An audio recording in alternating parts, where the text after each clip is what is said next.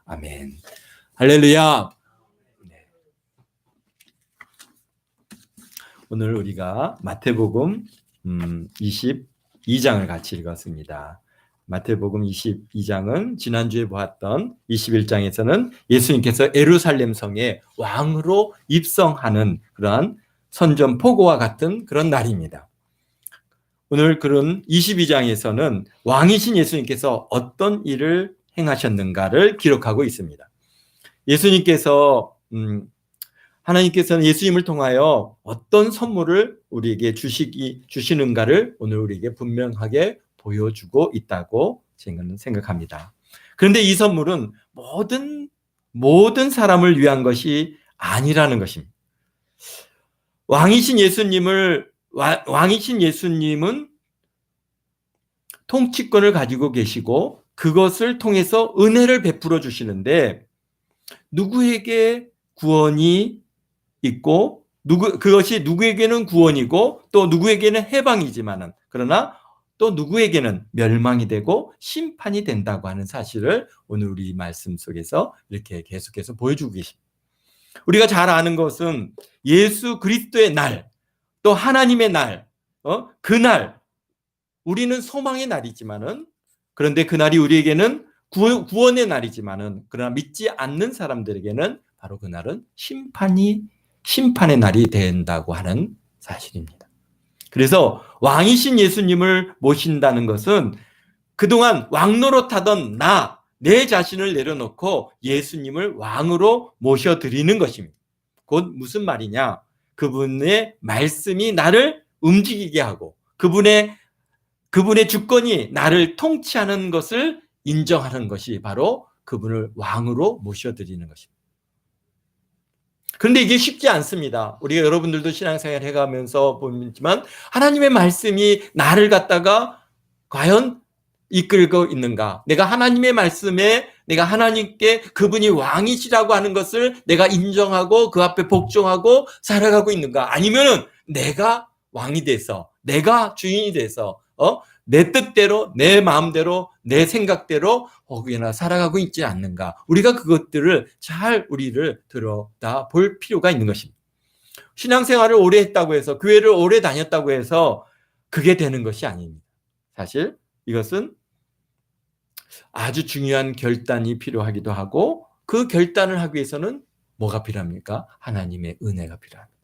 오늘도 우리 목사님들을 모여서 잠시 같이 이제 식사를 하고 얘기를 나누면서 목사님 아들 중에 이제 신학교를 졸업하고 신대원을 지금 졸업하고 전도사님이 되신 그분이 있는데요. 그분한테 그 목사님이 아들 목사님한테 야, 너가 정말 누구한테 뭔가를 배워서 목회를 하려고 하지 말고 하나님을 만나라.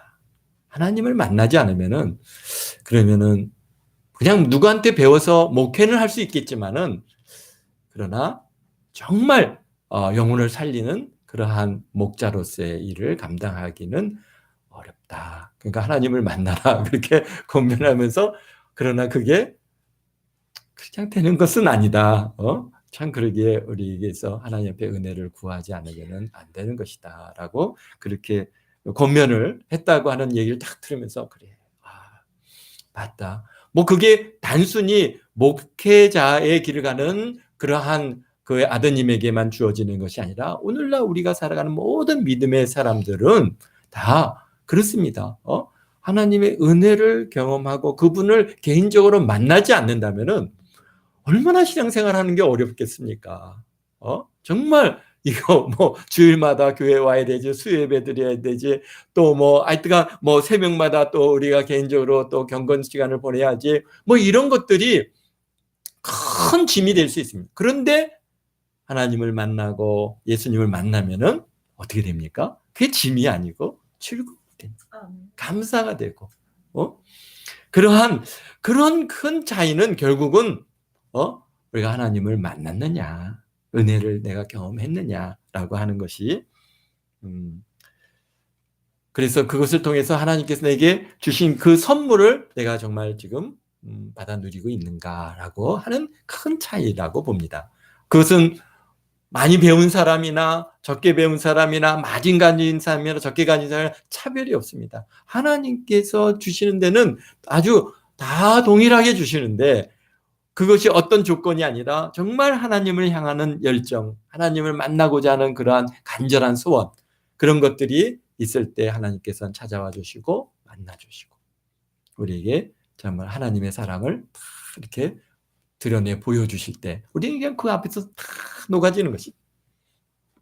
그렇습니다. 오늘 22장의 아주 중요한 말씀은 바로 혼인잔치의 비유입니다. 여기에 비유가 여러 비유들이 있는데 그렇습니다. 오늘 우리들에게 참 도전이 되어지는 것은 바로 이 혼인잔치에 대한 비유인데요.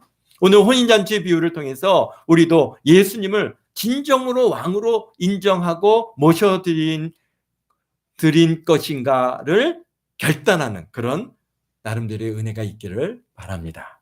오늘 1절에 보니까 예수께서 다시 비유로 대답하여 이르시되라고 말씀하고 있습니다.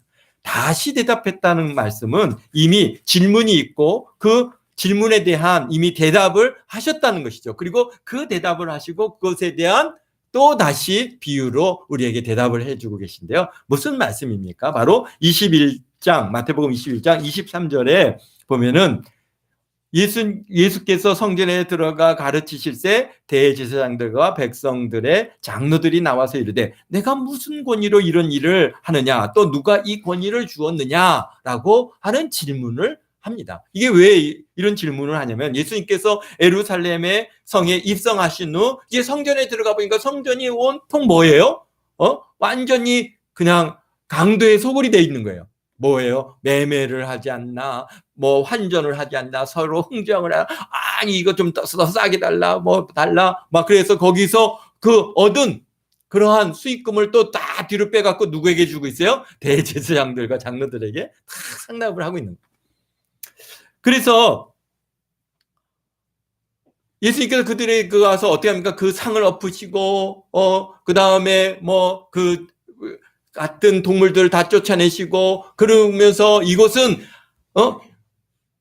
기도하는 곳이고 이것은 하나님의 집인데 왜 여기를 갖다가 강도의 소굴을 만들었느냐라고 하면서 그들을 갖다 쫓아내심.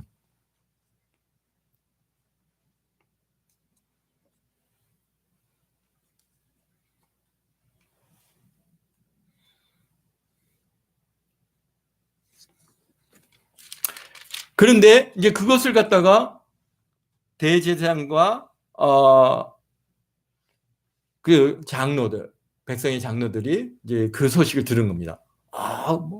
저기 예수라고 하는 사람이 와서 나사렛 예수라는 사람이 왔고 막 이걸 다 뒤엎고 우리가 다 쫓겨났습니다. 이거 좀 어떻게 해줘야 되는 거 아닙니까? 아마 그들은 아마 지금 대제사장에 가고 항의를 했을 겁니다. 그러니까 대제사장과 이제 백성의 장로들이 나와서 예수님께 아니 너가 무슨 권위로 이런 일을 하냐, 그 사람들은 내가 다 어떻게 했다는 거야, 허락을 해서 그것을 갖다가 할 수 있게 허락되어서 하는 일인데 그것을 갖다가 너가 무슨 권위로 그들을 갖다가 다 쫓아내느냐라고 이제 예수님께 와서 따지는 거죠. 쉽게 얘기해서 묻는다고 하지만은 따지니까 예수님께서 뭐라고 말씀하십니까?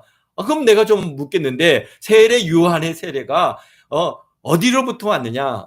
하늘로부터 왔느냐? 사람으로부터 왔느냐라고 우리가 대제사장과 서기관들이 이거 하늘로부터 왔다 그러면은 왜 그를 믿지 않느냐를 할 것이고 사람으로부터 왔다 그러면은 백성들이 다 그분이 선지자고 그 다음에 정말 하나님께서 보낸 사람이라는 것을 다 아는데 그렇지 않으면 백성들이 자기네들에 대해서 큰 반란을 일으킬까봐 두려워서 그래서 뭡니까? 그곳에 있는 사람들로 인해서 두려워해서 대답하지 못해요. 그러니까 예수님께서 이제 그 다음에 나도 그 어떤 권위로 그런 일을 했는지 내가 대답하지 않겠다. 그러나 이제 두 가지 비유를 계속해서 비유를 들어서 그들에게 말씀하시죠. 먼저 두 아들에 대한 비유입니다. 두 아들 어떤 날입니까? 첫째는 가라 했더니 예 가겠습니다. 포도원에 가서 일하라 했더니 예 가겠습니다 했던 큰아들. 둘째 아들은 나 안 가겠습니다 그랬는데 어떻게 큰아들은 가겠다고 대답해놓고 안 갔죠. 그러나 둘째 아들은 안 가겠다고 해놓고 마음을 돌이키고 다시 포도원에 가서 열심히 일을 했어요. 그건 누가 아버지의 말에 순종했느냐. 그러니까 결국은 둘째 아들이죠. 가서 일한 사람이지. 봐라, 유대인들 너희들은 첫째인데 뭡니까? 하나님 앞에서는 우리가 뜻대로 살겠습니다. 그러게 해놓고는 뜻대로 안 살고, 반면에 세리들과 창녀들과 이방인들과 이런 죄인들은 자기의 죄를 갖다 깨닫고 아버지 뜻대로 못 살았지만은 그러나 죄를 깨닫고 회개하고 하나님의 은혜 안에서 살게 되었다라고 하는 그런 비유적인 말씀입니다. 그리고 포도원 짓는 농부들에 대한 비유에서도 어떻습니까? 막 포도원을 갖다가 다 예쁘게 꾸며가지고 농부들한테 나눠줬더니 그들이 추수 때가 따라서 추수의 열매를 바쳐야 되는데 안 바치니까 종을 보냈더니 종을 때리고, 또 보냈더니 이번에는 죽이고, 또 보냈더니 막 능멸하고, 그래갖고 이거 이제 안 되겠다. 어떻게? 아들을 보내면 저들이 순종하겠지 하고 아들을 보냈더니 어떻게 했어요? 와, 이는 아들이다 말이야. 이를 죽이고 우리가 이런 상속자니 이 아들을 죽이고 우리가 이 포도원을 우리 거 만들자. 그래서 아들도 포도원 바깥에 끌고 나서 죽여버렸어요. 그러면 어떻게 되겠느냐? 이제 주인이 와서 올 때 어떻게 되겠느냐라고 할 때 그것들 다 쫓아내고 이제 세를 제대로 낼 사람들한테 그 포도원을 빌려줄 것입니다라고 말씀하십니다.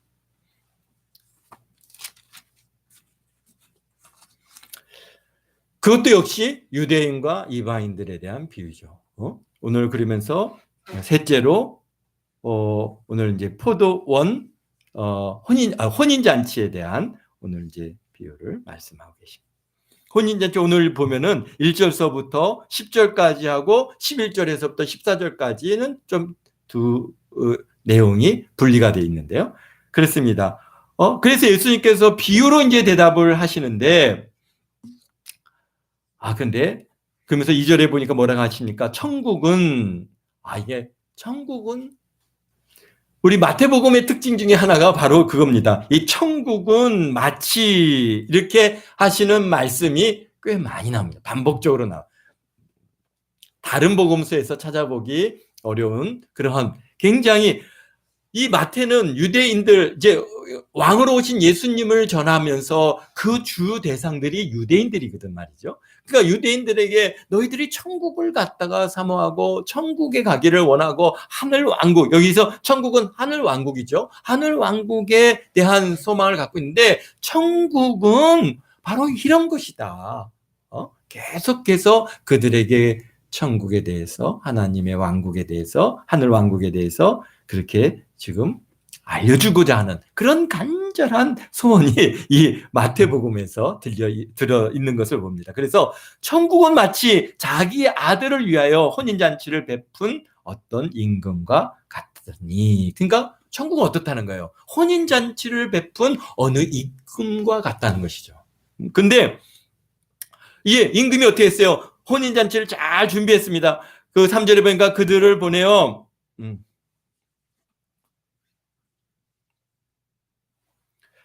그렇습니다. 오늘 천국은, 그러니까 하늘 왕국은 왕국이라고, 우리가 천국이라고 이렇게 번역을 했기 때문에 조금 우리가 이게 참 몸으로 와 닿는 느낌이 좀 달라요. 그게 천국이구나. 헤븐 그런데 사실은 어때요? 그게 아니라 하늘 왕국이거든요.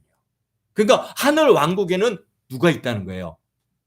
왕이 있다는 거예요. 왕이 다스리는 그런 곳이다라는 거예요. 하늘 왕국이라. 그래서 왕에 대한 중요한 왕의 그러한 그분이 어떤 왕이냐라는 것이, 그분은 바로 혼인잔치를 잘 베풀어온 어떤 임금과 같다는 것이. 사실 우리 인생에서 가장 기쁜 잔치는 뭐겠습니까? 여러분들은 뭐라고 생각하십니까? 우리 인생에서 잔치가, 우리에게는 3번의 잔치가 있죠. 첫째는 뭐가 있어요? 돌잔치가 있죠. 그 다음에 뭐가 있어요? 혼인잔치가 있죠. 또 그 다음에 뭐가 있어요? 요새는 육순을 안 하니까 칠순잔치가 있죠. 칠순도 요새는 잘 안 하는 거, 팔순 한다고 하지만 어쨌든가 그런 세계, 뭐 잔치라고 하는 이름을 붙여서 내 인생에서 주어지는 잔치는 3번 있습니다. 그런데 돌잔치 여러분들 뭐 어떻게 지내는지 아십니까? 우리가 돌잔치 나하고 상관없는 거예요. 사실 누구하고 생각했어요? 부모님의 잔치죠.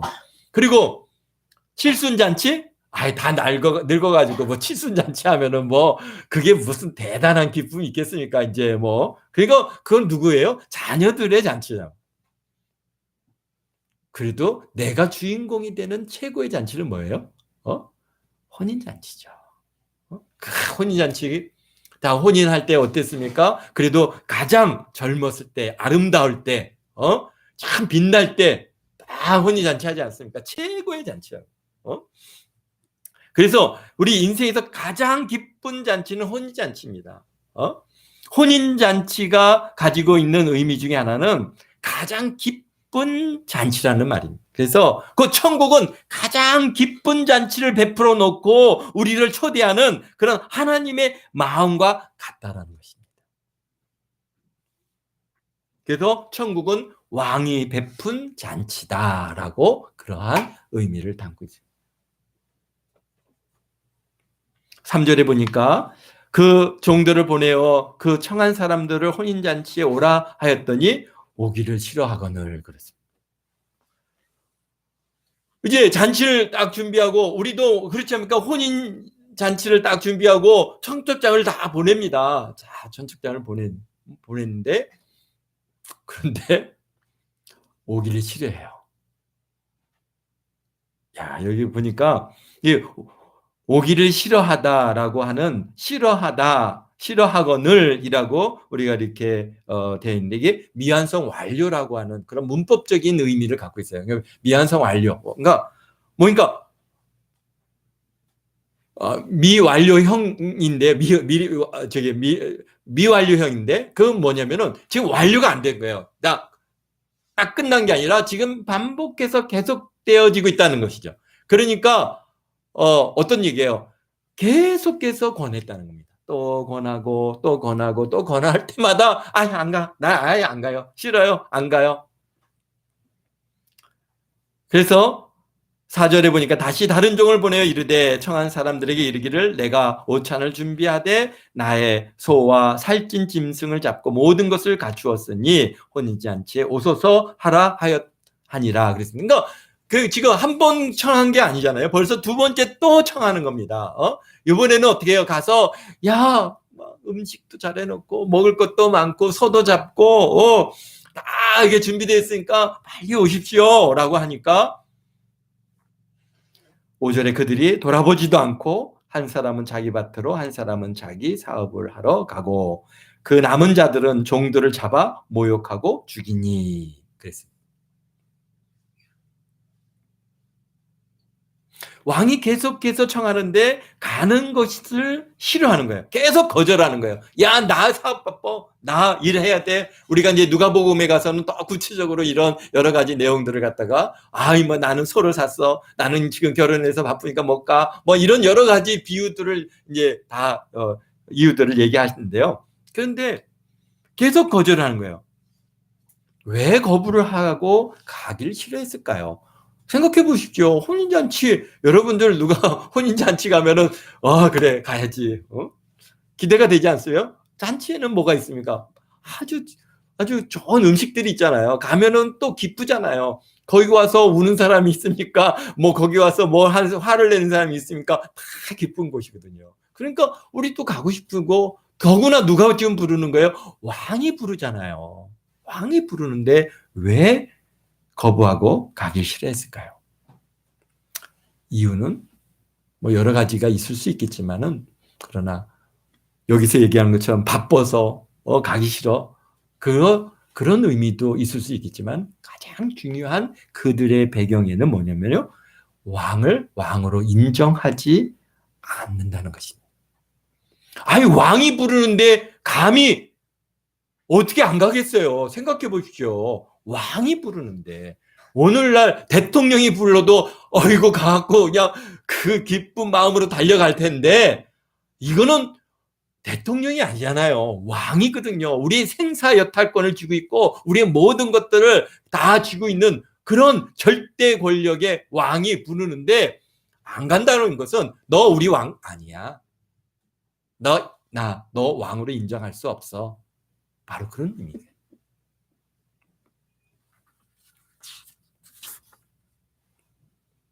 그럼 누가 왕이냐? 바로 내가 왕인 것이죠. 내 뜻대로, 내 마음대로, 내 일이 바빠서. 그래서 하나님을 왕으로 인정하지 않는다는 의미는 곧 무슨 얘기입니까? 곧 예수 그리스도를 왕으로 인정하지 않고 자기들이 원하는 메시아, 곧 정치적인 메시아를 지금 원하고 있다는 것입니다. 곧 우리를 죄와 사망에서 건지시러 오신 예수님을 그들이 기다리고 그분을 맞이하는 것이 아니라 예수님을 배태하지 않습니까? 가장 큰 이유 중에 하나는 뭐예요? 예수님께서 막 큰 군사력을 끌고 막 능력을 뭔가 정치적으로 로마의 학정에서부터 우리를 구원할 정치적인 그런 압제에서 독립시켜줄 그런 메시아를 사실은 유대인들은 기다리고 있는데 그런 예수님이 아니라 너무 나약한 거예요. 잡으니까 잡히죠. 때리니까 맞죠.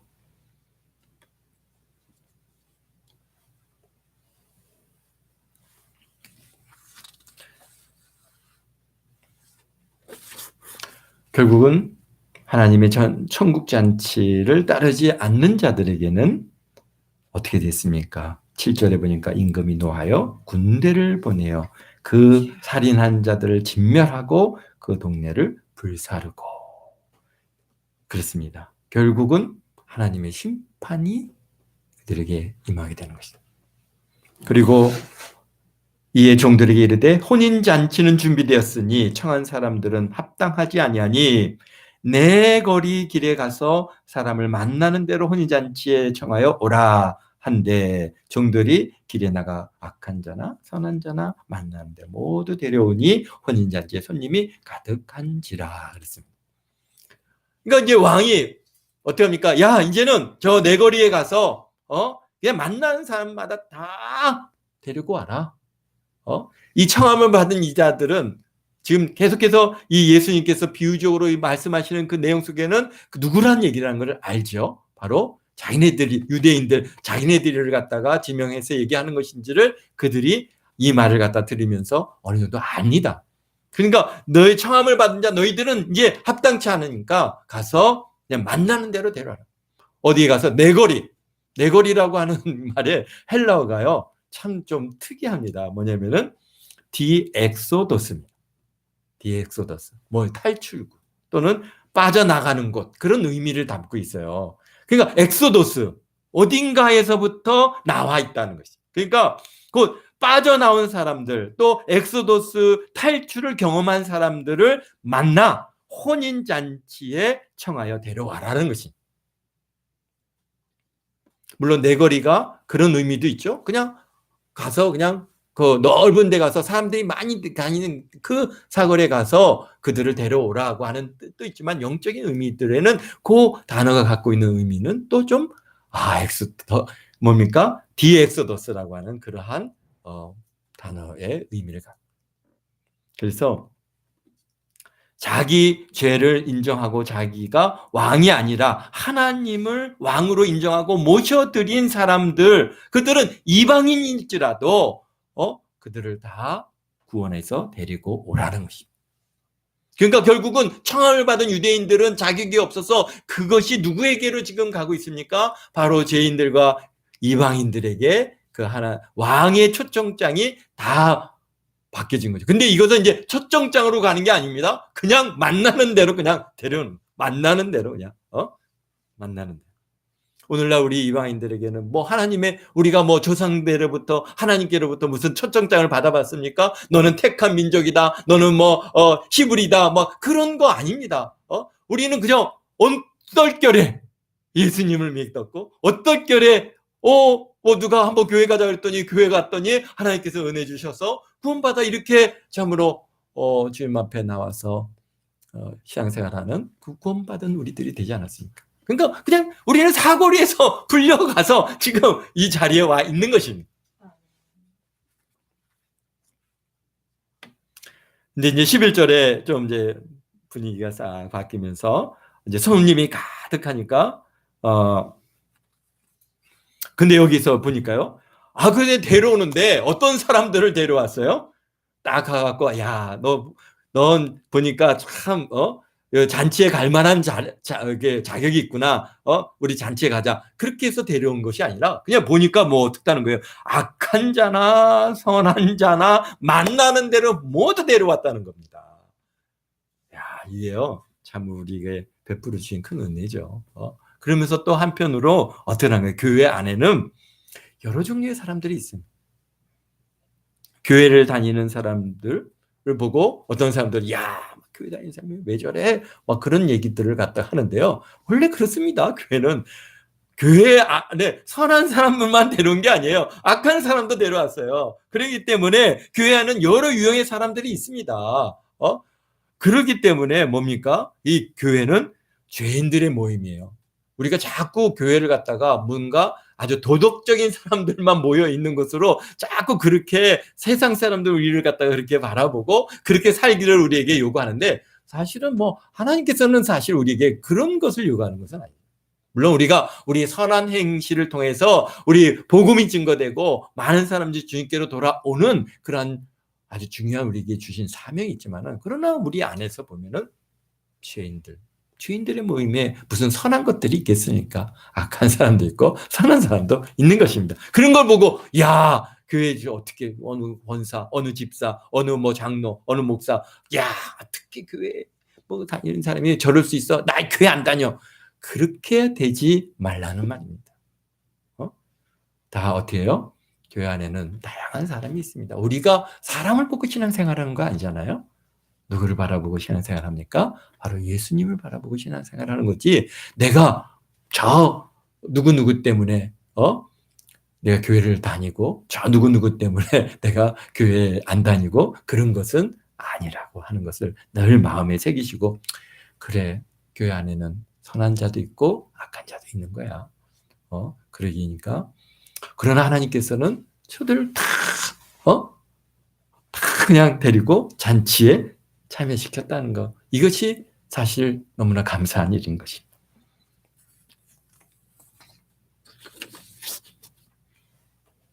그러니까 쉽게 얘기해서 어떻다는 얘기예요. 오늘 이 예수님 혼인잔치 비유에서 예수님을 왕으로 인정하는 자냐 아니냐가 중요한 것이지 너가 선하냐 너가 악하냐 그런 기준으로 우리를 갖다가 불러서 이 혼인잔치에 앉혀놓으신 게 아니라는 겁니다. 유대인들은 그런 왕을 예수님을 왕으로 그들이 인정하지 않고 거절해서 결국은 그들에게 가야 할 축복이 오늘 우리 이 사거리를 다니고 있는 우리들에게 이방인들에게 그것이 임했고 그래서 우리를 갖다가 잠깐하다가 혼인잔치에 다 앉혀 놓았어요. 그 올 때 거기에 들어올 수 있는 그 가장 큰 조건은 뭡니까? 내가 예수님을 왕으로 나의 주님으로 인정하느냐 안 하느냐 바로 그 차이인 것이죠. 그래서 손님들이 다 꽉 차니까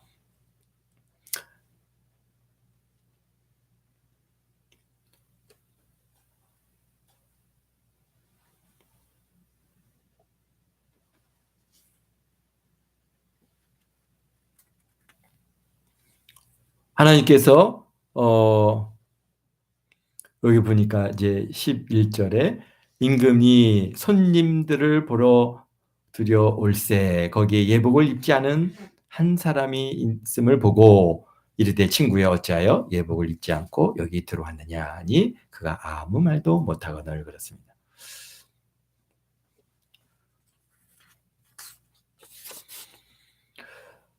사거리에서 만난 사람마다 잔치에 데려왔는데 언제 예복을 준비하고 그래도 초청장이라도 보내서 초청장을 우리가 받으면은 결혼식 갈 때 어떻게 합니까? 그냥 아무거나 입고 가는 거 아니잖아요. 나름대로 집에서 자 좋은 옷을 갖다가 챙겨서 다 입고 또 머리도 다 예쁘게 하고 그러고 가는데 그럴 기회가 있는데 우리는 어떻게 왔습니까? 그냥 사거리에서 길 가다가 만나갖고 야 우리 저기 혼인잔치에 있으니까 가자. 그래요?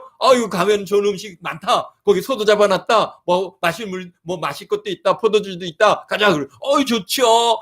그래서 우리가 교회를 갔다 어떻게 했습니까? 많은 사람들이 그런 얘기 하잖아요. 교회 가서 뭘 주워서? 맛있는 거 줘서 교회 나왔다는 사람들 생각보다 많이 있습니다. 교회 갔더니 뭐 주일학교 때 교회 갔더니 뭐 또는 뭐 어떤 이유에서든지 그냥 왔어요. 그런데 무슨 예복을 준비할 시간이 있었겠어요. 그런데 임금님이 와서 딱 보더니 너 왜 예복 안 입고 왔어? 라고 물을 때 그 사람이 아무 말도 못 하더라고요. 무슨 얘기예요? 지금 다 예복을 입었다는 얘기예요. 근데 그 중에 한 사람이 예복을 안 입었어요. 어떻게 이 사람들은 예복을 입을 수 있었을까요? 어떻게요? 무슨 의미입니까? 바로 임금이 다 예복을 준비해 주셨다. 다 준비해서 올 때마다 들어온 사람마다 다 예복을 하나씩 다 입혔는데 이 사람은 어떤 사람이에요? 딱 예복을 입혀주니까 나 이거요 지금 막 지금 해 입고 나 이거 좋은 옷인데 나 예복 같은 거 필요 없습니다. 내 옷이 얼마나 예쁩니까? 물론 뭐 저기 보면 누가복음에 보면은 거기는 병든 자, 절름발이 뭐 이런 사람들을 다 불러다가 거기에 앉혀놨다는 거 말씀하시거든요. 그러니까 그런 사람들은 물론 저같이 그냥 거지 저기 이렇게 불구자들 이런 사람들한테는 예복이 필요하지만 나같이 이렇게 예쁘게 옷 입었는데 무슨 나 이거면 충분합니다. 안 입을래요? 그리고 들어온 거예요. 이 사람은요. 무슨 얘기예요? 무슨 얘기예요? 그러니까 자기의 의로 들어온 겁니다. 교회를 들어왔는데 예수 그리스도의 그 보혈의 은혜를 입어야 되는데 내 의로 내가 이래봐도 내가 참 얼마나 열심히 신앙생활했고 열심히 기도했고 열심히 헌금생활했고 이 정도면은 내가 구원받을 만한 그런 자격이 있지 않습니까? 라고 하는 자신의 의의를 가지고 지금 여기 와서 앉아 있는 거예요.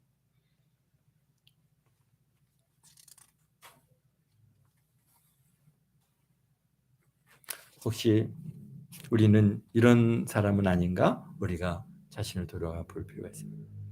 아직도 내가 입고 있는 옷이 깨끗하고 훌륭하십니까? 여러분들의 삶이 나는 정말 신실한 그리스도인이야. 나는 정말 이렇게 멋진 인생을 살아왔어. 나는 저 사람하고는 참 비교가 안 돼. 저런 절름발이 아이고 저런 사람은 제 다리 정말 교회 안 왔으면 좋겠어. 막 이런 우리가 생각을 갖고 우리가 신앙생활을 지금 하고 있지는 않습니까? 정말 내가 입고 있는 옷이 정말 그만큼 아름답습니까? 근데 오늘 우리 임금께서는 하시는 얘기가 뭐래요? 친구여 어찌하여 예복을 입지 않고 여기 들어왔느냐 그랬더니 그가 아무 말도 못하더라는 겁니다. 그렇죠? 자신의 의의를 드러내놓고 자신을 자랑한들 하나님 앞에서 그것이 얼마나 부끄러운지 그때서야 알 것이죠. 그러니까 임금이 사환에게 말하되 그 손발을 묶어 바깥 어두운 데 내던져라. 거기서 슬피며 이를 갈게 되리라. 하니 청함을 받은 자는 많되 택함을 입은 자가 적으니라. 아멘. 그렇습니다. 곧 예수 그리스도의 구속의 은혜를 덧입지 않고 교회에 나왔지만은 내가 살아온 상태가 너무 멋있고 자랑스럽습니까? 예수님을 믿지만은 지난날 나의 인생이 대단하다고 생각하십니까? 그러나 사도 바울은 분명히 말합니다. 그 모든 것을 나는 배설물같이 여긴다. 그런데요. 자꾸 저도요. 지난 날들의 것들이 자꾸 올라오면 야, 이 배설물을 내가 지금 자랑하고 있네. 예, 그러니까요. 참 우리가 자, 하나님의 은혜로 이 신앙생활을 해 나간다고 하면서 참 감사로 살아간다면서도 아직도 내 안에 그 옛 사람들이 아직도 살아 있어가지고 자꾸 나의 것을 자랑할 때가 있는 제 모습을 봅니다. 여러분들은 어떠십니까? 그럴 때마다 그리고 막 해놓고는 아유 부끄럽구나. 정말 주님 앞에 회개하고 정말 하나님 보시기에 좀 은혜로 살아가는 그런 제가 될 수 있도록 정말 나의 모든 것들은 분토같이 배설물같이 다 여기고 오직 예수 그리스도만을 전하고 오직 예수 그리스도만을 자랑할 수 있는 그런 저와 여러분 모두가 될 수 있기를 주님의 이름으로 축원드립니다. 아멘. 기도하겠습니다. 거룩하신 아버지 하나님, 참 우리 주님께서 우리를 구원하시기 위해서 이 땅에 오시고 그 모든 고난을 다 당하시고 십자가에서 그 모든 피와 물을 다 쏟으시고 죽기까지 우리를 사랑하사 우리를 대속하신 그 은혜, 참 그것이 얼마나 크고 얼마나 놀라운 일인지, 참 우리가 아버지 하나님 그 주님의 사랑을 감사하고 기뻐하며 더욱이 그뿐만이 아니라 우리에게 그 구속을 베풀어 주신 것만이 아니라 이제 저 천국을 우리에게 허락하사 하나님의 그 혼인잔치에 참여하고 하나님께서 베풀어 주신 그 기쁨의 시간을 누리며 살아갈 수 있도록 우리에게 허락해 주셨는데, 참으로 아버지 하나님 오늘 이 시간도 내 것을 자랑하고 내 의를 자랑하고 아버지 하나님을 참 서운케 하는 일들은 혹여나 있지 않은지 우리 자신을 돌이켜봅니다. 우리가 사나 죽으나 오직 예수 그리스도만을 자랑할 수 있는 죄들 되게 도와주시옵소서. 내 생각에 오직 예수님만이 가득하게 하시고 내가 입만 열면은 예수가 나올 수 있는 그런 아버지 하나님, 그런 우리 모두가 되게 도와주셔서 참으로 하나님 앞에 서는 그날 다 잘했다 칭찬받는 참으로 그런 우리 동안계 모든 성도들 다 되게 도와주실 줄 믿습니다. 특별히 김송희 권사님을 기억하시고 은혜로 붙들어 주시고 참 이 고난과 어려움의 시간에 더 하나님을 깊이 만나갈 수 있게 하시고 또 하나님께서 뜻하시는 일들을 분명히 깨달아 알게 하시고 그래서 그곳에서 빛과 소금의 일들을 잘 감당함으로 참으로 많은 사람들에게 그리스도의 향기를 발할 수 있는 우리 아버지 김송희 권찰님 되게 하사 참으로 참 이 모든 시간들이 변하여 그에게 큰 믿음의 시간이 되게 하시고 또 아름다운 열매들을 많이 맺을 수 있는 그런 귀한 은혜의 시간 되게 도우실 줄 믿습니다. 우리도 함께 모든 성도들 아버지 하나님께서 지난 3일 동안 은혜로 붙들어 주신 것처럼 또 주일 모일 때까지 은혜를 더하사 기쁨으로 즐거움으로 살아가는 귀한 시간들 다 되게 도와주옵소서. 감사와 영광을 주 앞에 드리오며 예수님의 이름으로 기도드리옵나이다. 아멘. 하늘에 계신 우리 아버지여, 이름이 거룩히 여김을 받으시오며 나라의 마옵시며 뜻이 하늘에서 이룬 것 같이 땅에서도 이루어지이다. 오늘날 우리에게 일용할 양식을 주옵시고 우리가 우리에게 죄 지은 자를 사해 준 것 같이 우리 죄를 사해 주옵시고 우리를 시험에 들게 하지 마옵시고 다만 악에서 구하옵소서. 나라와 권세와 영광이 아버지께 영원히 있사옵나이다.